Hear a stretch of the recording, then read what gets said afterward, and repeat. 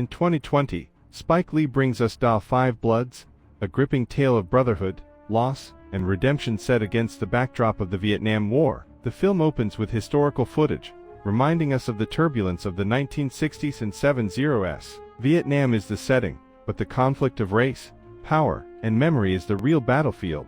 We meet our main characters, Paul, Otis, Eddie, and Melvin, four African-American veterans who fought together in Vietnam. They're returning to the country decades later, not just to recover the remains of their fallen squad leader, Norman, but also to unearth a hidden treasure they buried during the war. This mission, though, is more than just about gold. It's about healing old wounds. Throughout the film, we see flashbacks of Norman, played by the late Chadwick Boseman, the squad's fearless leader. To them, Norman wasn't just a friend, he was a symbol of black pride and resistance, encouraging his brothers to fight not just for survival, but for justice. As they embark on their journey back into the jungle, we learn that Paul, portrayed by Delroy Lindo, is struggling with PTSD.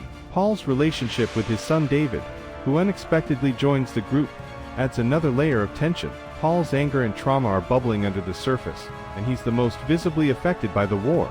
In flashbacks, we see the squad during the war, tasked with recovering a shipment of gold, meant to pay for local insurgents' fight against the Viet Cong. Instead of handing it over, they decide to keep the gold for themselves, burying it in the jungle, intending to come back for it when the war ends.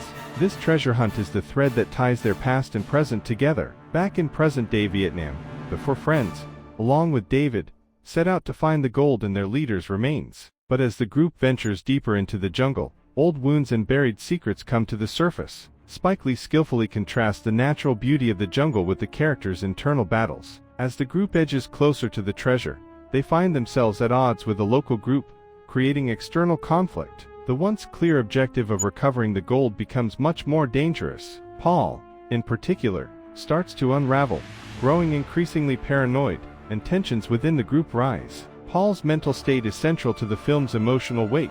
Haunted by memories of Norman's death, he believes he's been cursed by their former leader. His guilt and trauma are portrayed through intense flashbacks and monologues. Delroy Lindo's performance is a powerful portrayal of a man at war with himself.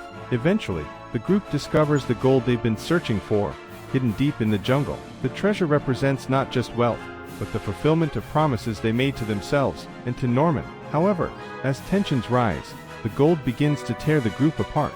The treasure, once a symbol of hope, becomes a source of conflict. As they try to extract the gold, they are confronted by external forces that complicate their mission. Old friendships and loyalties are tested as greed, betrayal, and past grievances bubble to the surface. Paul, increasingly isolated from the group, walks off alone into the jungle. His descent into madness is complete, and his fate remains uncertain. As the final act approaches, the question remains, will the Bloods make it out with the treasure, and their friendship intact?